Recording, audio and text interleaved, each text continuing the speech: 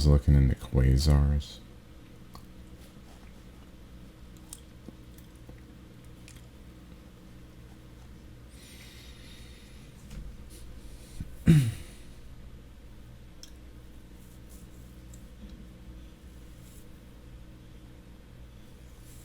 Double masking. Like whether or not they should do it, and like the benefits of it, and genuinely considering it. Oh my god.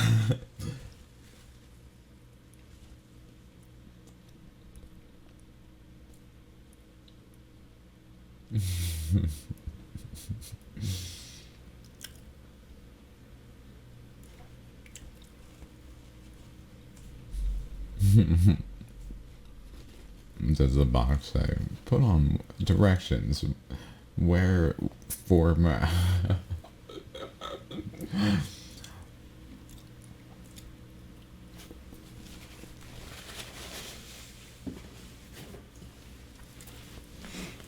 Okay. A little less, in my holy shit, I'm hungry mode. That's better. Okay.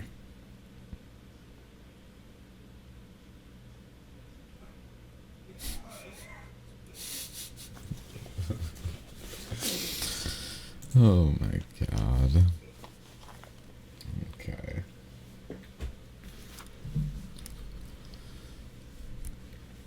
A stoner episode. Oh, please tell me they're fucking burning.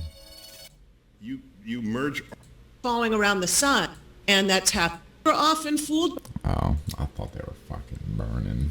All of them fuckers. Oh my god, that would be the day. Fucking Neil deGrasse Tyson videos, he's just blazing. Oh my god.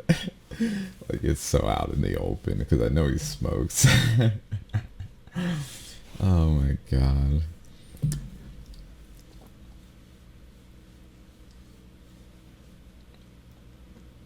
Oh my.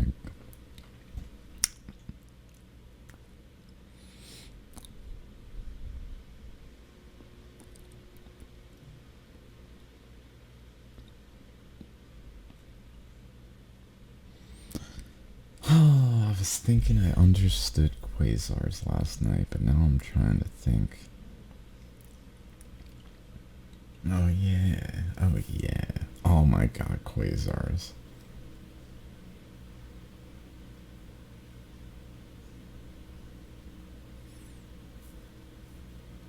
I was always a little resistant to Halton Arp because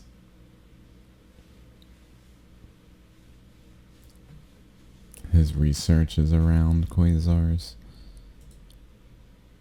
or is around redshift.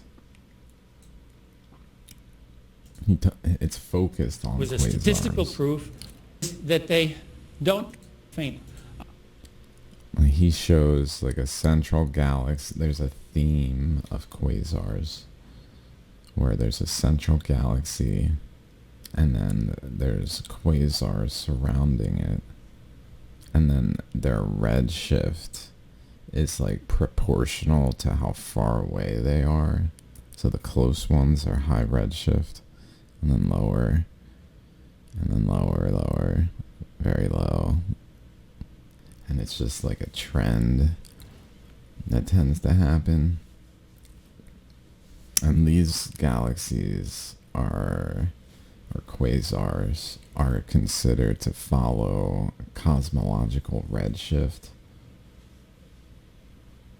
So what current interpretation is that this is a foreground galaxy, and these are all distant quasars unrelated to this galaxy, and that the distance away these are is based on Hubble's law. So they just say that those quasars follow this trend line that we see in galaxies. And like, if they're at this redshift, then they're at this distance. Wherever it may be. And Halton Arp is like, wait, these are clearly made by this galaxy, which is like at 0.05 redshift. So like clearly they're at that distance. Not the distance that they suggest according to their redshift.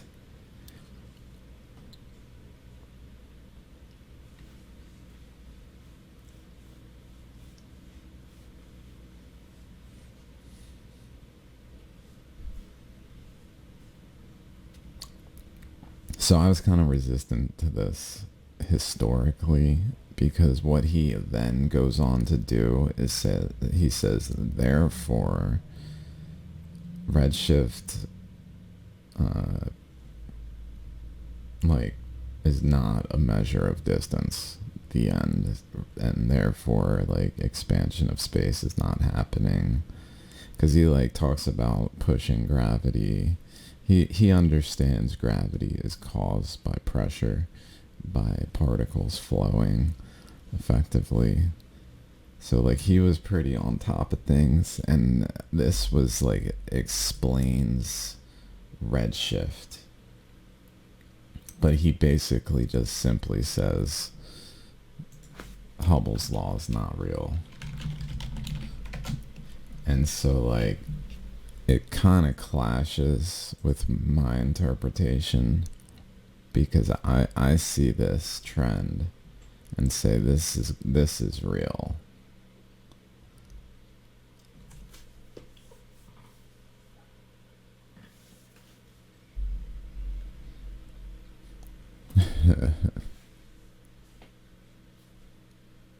Yeah, it would. That's true. If space was expanding, that's true. The ether would have to expand with it and become more subtle and apply less pressure to objects within it. And they would be unstable in those circumstances. It makes no sense. It would be enough for us to notice according to the amount of expansion that is said to have occurred. Like the increases in volume is like, they say that galaxies are like many times further away than the age of the universe because of the ability of space to have expanded. So it produced a pretty, according to them, substantial quantity of volume that would be filled by the ether. For sure it would cause the systems to degrade and collapse into like nothingness, and we're just not seeing that. Like we're seeing systems that are generally stable and like vibratory. They're not just continuously falling to lower energy levels.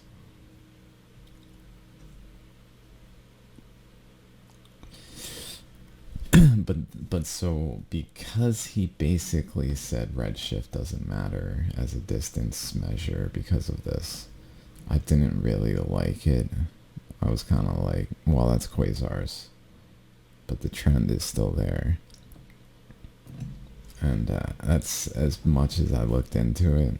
Now I'm more confident that's quasars and the trend is still there. But it's good to now feel I can like say that and not feel like combative against it. Be like, maybe that does explain the entire thing, and what I'm saying isn't necessary to explain the redshift, because it's all bullshit, because quasars are demonstrating it's not true. But like this galaxy is at 0.05 redshift or whatever, and then the next one's at whatever redshift, and so on. And like this one and all the non-quasar, like normal galaxies, do follow a trend that he kind of just writes off because he can't come up with an explanation. Of like, this pretty much discredits the interpretation of redshift sufficiently that we can say the universe is eternal and steady state, and like gravity is caused by pushing motion and like all these things. Well, yeah, I mean, especially without that, like that piece of information, that gravitational redshift can cause all distant redshifted galaxies by light traveling in a figure 8 orbital is kind of like specific. And so without it, it's like impossible to explain the correlation we see without just a motion-based interpretation that leads to expansion of space. So he tried to just basically say the correlation just doesn't matter. It's not reliable. Distance is not reliably measured from redshift. But the thing is these are like new galaxies that are just being born. So they're like really subtle particles born out of ether. Like this is ejecting like subtle flows that then begin to like grow into larger particles. And so when they're smaller, subtle particles, how the emissions are just at lower energy, which shifts it towards the red spectrum, which ultimately produces a redshift in the emissions. But then as it travels through the ether of the environment, it picks up more matter and grows to basically be at an equilibrium with the environment, so that then its redshift is reliable as a measure of distance, because then it's at equilibrium with all the other galaxies that are in the same general environment, so that they share the same like actual state of particles. So their emissions are like zeroed in on a certain energy point, where these are still growing towards that energy point. So like I think these are not, he's right, they're not actually, because like we say quasars are the brightest objects in the universe, but the reality is they're not even galaxies. They're like galaxies being born, so they're like subtle particles. They're not quite galaxies, so they're not even as energetically emitting as a galaxy next to it is, but that galaxy is like stable, so it doesn't have anomalous characteristics like a redshift. And so when we see this correlation of redshift per distance based on these galaxies, and then we see this quasar and just apply that to it, it appears as if it's very far away and very bright. And so it's said to be the most luminous objects in the universe. But as Halton Arp points out, like they're literally tied. Like he'll point like this one, like this is fucking ridiculous. They say this quasar and this galaxy are not related to one another, because this quasar's at 0.07 redshift, where this galaxy is at 0.006 redshift. So for them to be near one another, they have to have similar redshifts according to interpretation. But clearly they're connected. Like it's clear as day. It's indisputable, as he points out pretty much. He's like, dudes, they're fucking connected. Literally, they just disregard it. they say this is just like an artifact of something. Like they write it off as not a true energetic connection between the two because they're actually not near each other. The end. And he, but he just like this is an emission from here coming out, and then this I find fucking fascinating because it literally produces a sphere, and then all around it are little like Saturn looking objects that are said to be quasars. Like, is Saturn a fucking quasar? Oh my god, is Saturn a fucking quasar? Like a good example of a planet in a quasar state.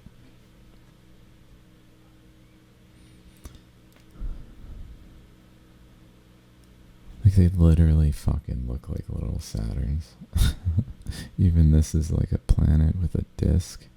This looks like a Saturn. Like, I don't think that's a fucking coincidence. When you can see. And then like this, it almost seems like this. They're like, how is this jet able to be so maintained? Like, why isn't it dissipating outward? It should flow outward. I feel like this object, maybe the truth is this object actually occupies this much volume to the point where to exit the object, the stream has to go out here, and then it's exited, and now it's out into the like ether exterior of this like subtle particle right here surrounding this, and then it like flows over to another particle, and then it forms in that region like a fucking like that. To me might be what's happening there. I'm not sure, but it's fucking crazy. And he goes on to just, he points to how quasars, like this one is a quasar that science says is not connected to any of this.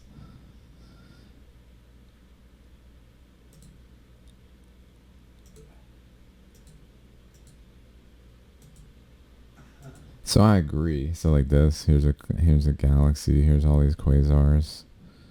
These are quasars. This was interesting. These are like something other than quasars. Here, which everybody tries to ignore because they're very high redshift. And they obviously come from a part of this explosion. So the next slide shows... I find it interesting he calls that an explosion. Like, that looks...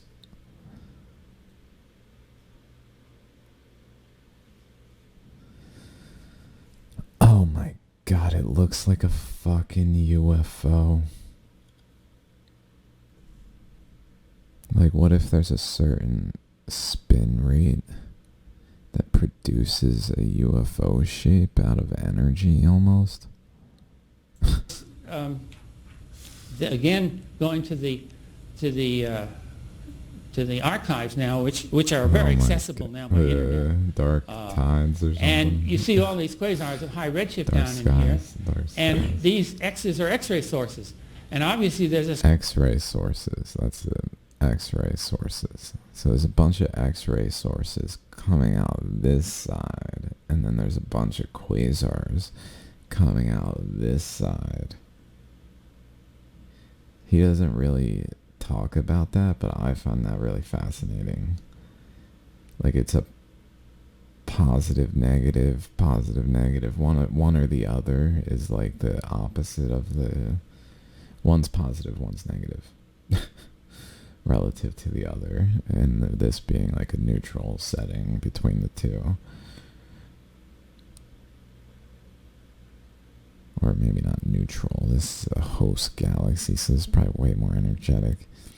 Although this is probably by existing being fed by a vortex like globular clusters and then spewing out like particles like any particle does. Like electrons become excited and release a photon. This is like a photon. Or maybe like a photon and an antineutrino kind of equivalence. Because I think that photon antineutrino, I'm not sure if when electrons release antineutrinos when they are excited.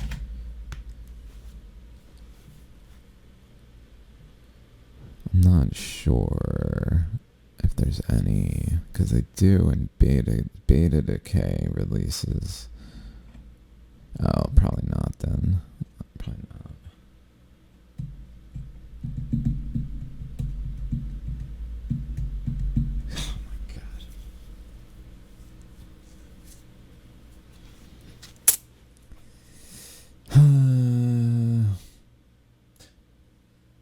Globular clusters.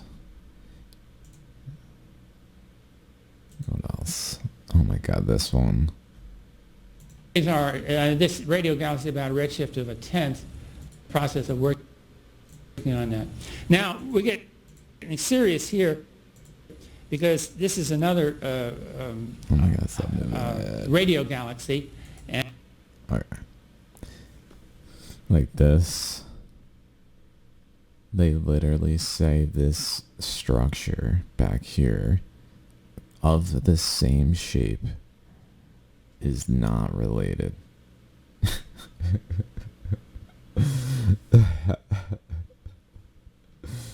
That's how far they have to go to maintain the current interpretations. It's to reject that this structure that has the same fucking shape as this in the same direction is unrelated to this structure.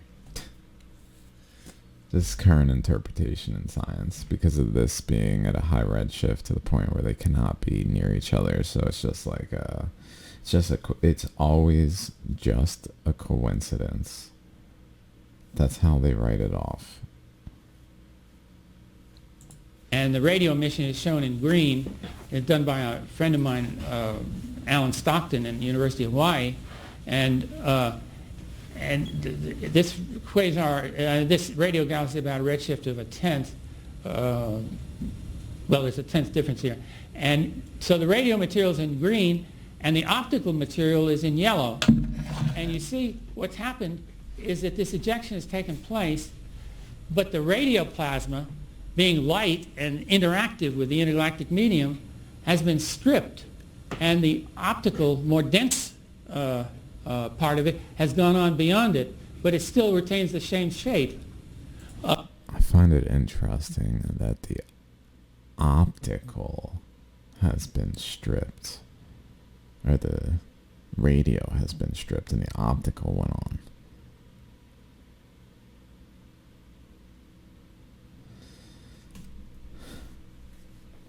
I guess that's how it would happen, right? Like the more dense thing would, assuming they're both traveling similar velocities, the more dense particles would travel further. Oh my god, this makes me fucking Earth. Good.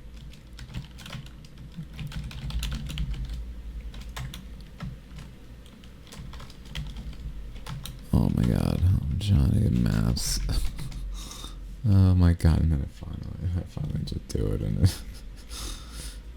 makes me think of the Mariana Trench. Oh my god.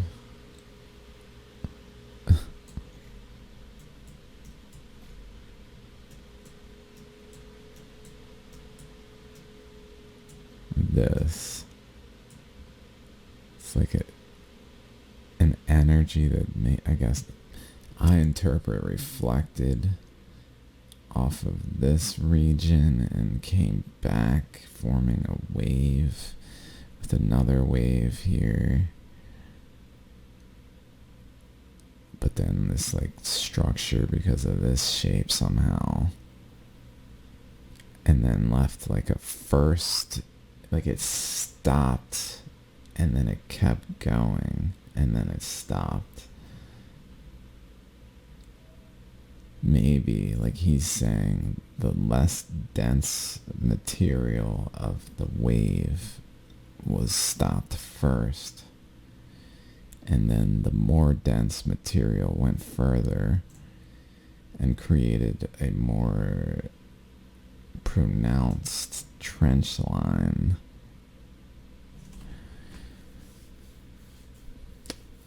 I'm thinking that's probably what happened. I'm fucking thinking that's probably what happened. Oh my god, that makes sense to me now that I see this, although that makes me think that's interesting. I know, right? It's fucking crazy.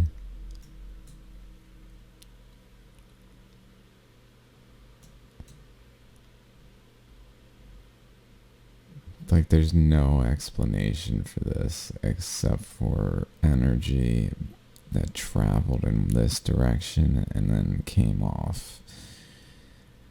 And probably continuously to the point where it just, because it's building up, like the flow is all the way over here, like over here, it flow in this direction.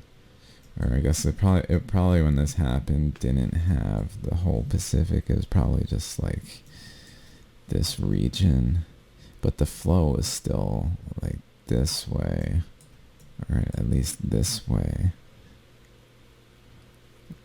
Somehow it at like built off of the edge. It wasn't towards South America. It came this way for sure. And then it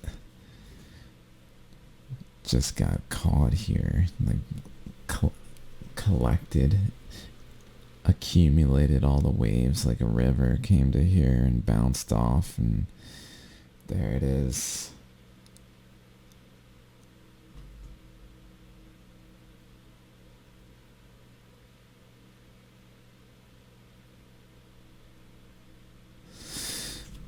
Fuck, could that be what happened? Like, imagine this is that particle, that galaxy, hanging out, chilling. The galaxy's hanging out.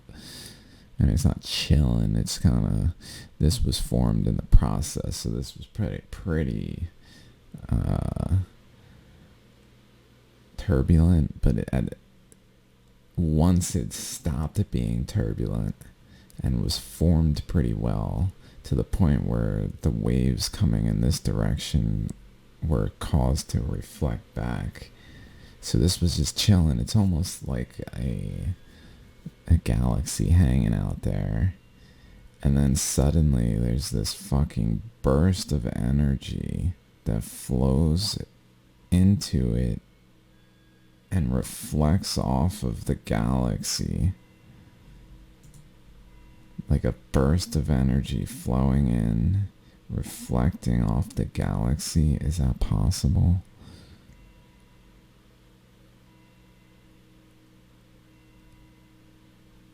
And coming out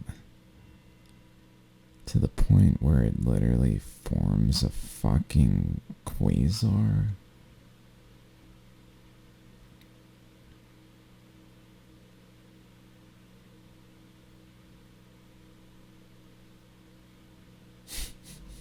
I don't know. I mean, it seems like it's just emitted.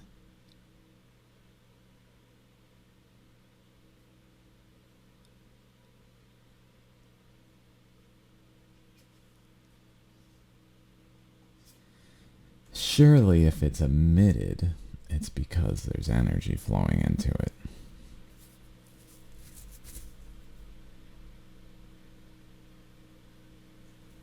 Like an electron is not just spam emitting photons to the point where we don't need the lights on.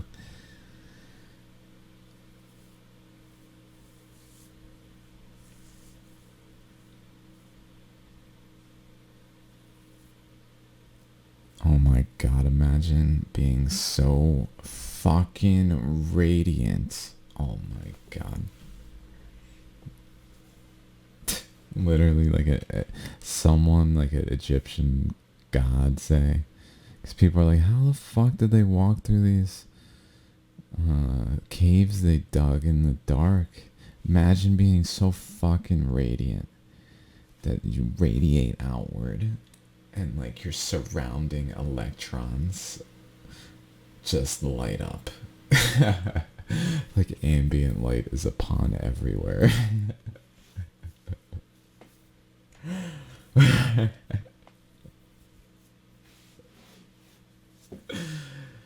But fucking like ethereal subtle flows that when they contact like the more just surrounding solids, then the electrons are excited. Like literally being like a charged particle flowing through a region, exciting the electrons just by like being of such a high ethereal energy somehow that seems like there was a time we had like common knowledge of that kind of capacity to just be like radiant through like absorption of such quantity of ether particles that we're just like satiated and no longer need anything. Yeah, and then halos fucking forming. Oh my god, it's like a halo is like an aurora of a planet. Oh my god. Crazy.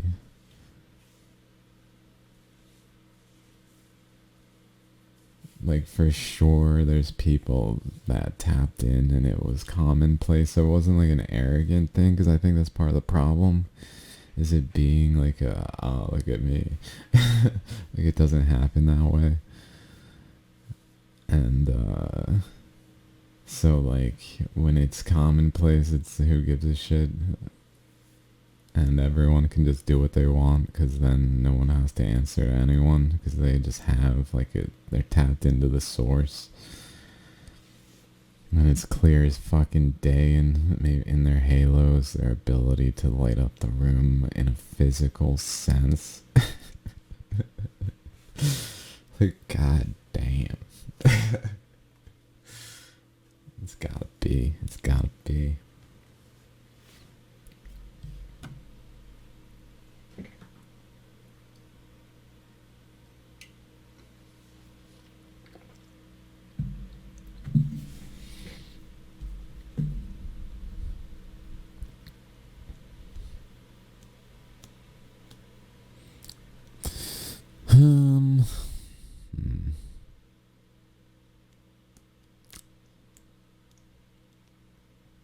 So quasars, though,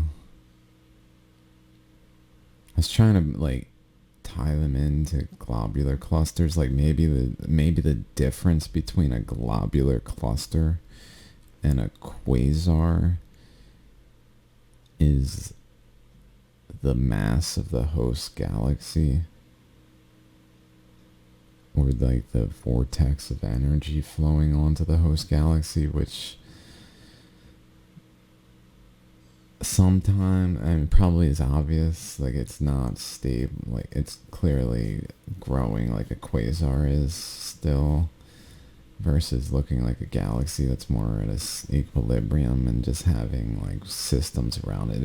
If it's at an equilibrium with like quasars around it, maybe it's because it's so massive that the electrons that it ejects effectively, which are obvious as electrons more so as globular clusters, become less obvious because they become more and more detectable in the wavelengths of light that we look at them as having like a galactic spin and arms and all the things going on that make us label it a galaxy versus a globular cluster, because I think they are just like different angles of looking at the same system. Like if we could put on a certain glasses and look out at like the nice clear day blue sky, suddenly there's a fucking rainstorm of humidity particles falling and like subtle like lightning strikes going on, flows that are just so subtle that they're not even observable in our like our half of that, like what's going on, where there's like a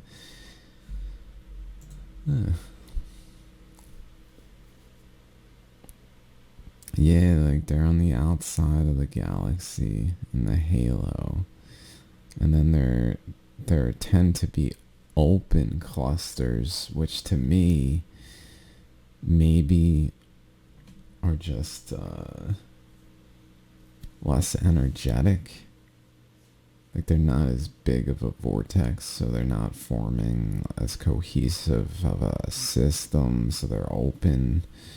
They're able to free flow more with the environment because the vortex of energy along the disk, for whatever reason, is not able to reach the same like substantialness as out in the halo.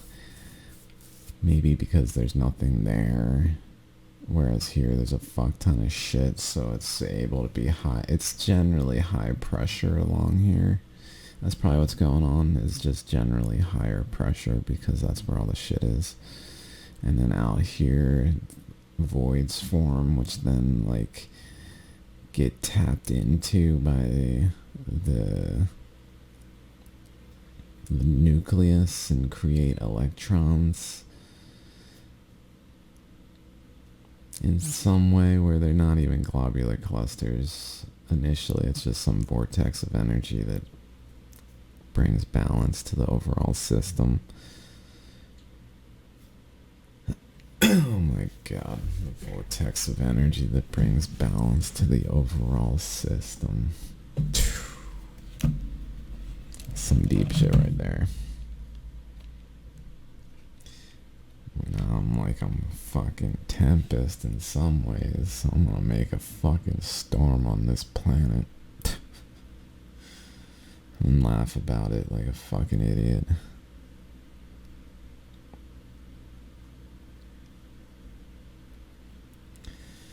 Oh my god.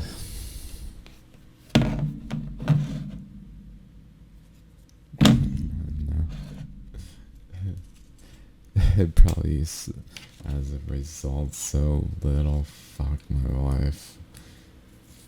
Because it's gotta be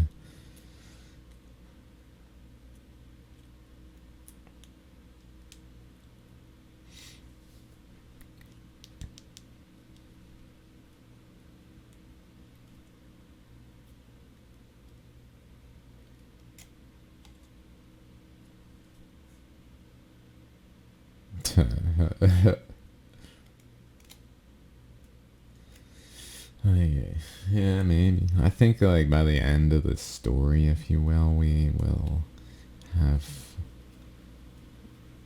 filled in our understanding so much that it will be complete.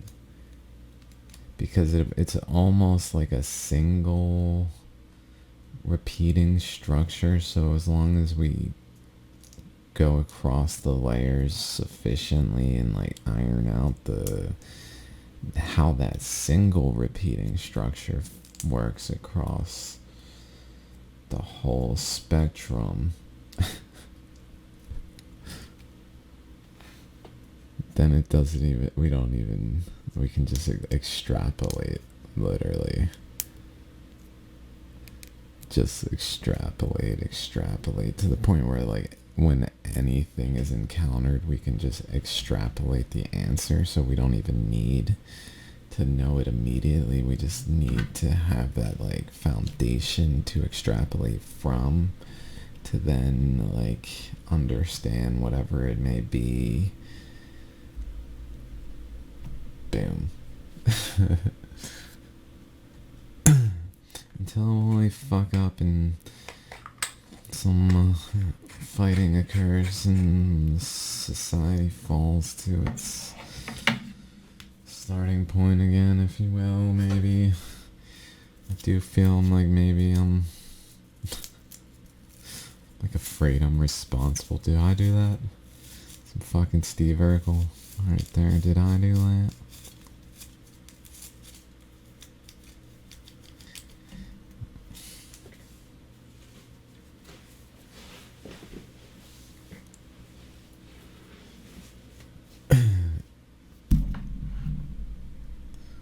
Yeah.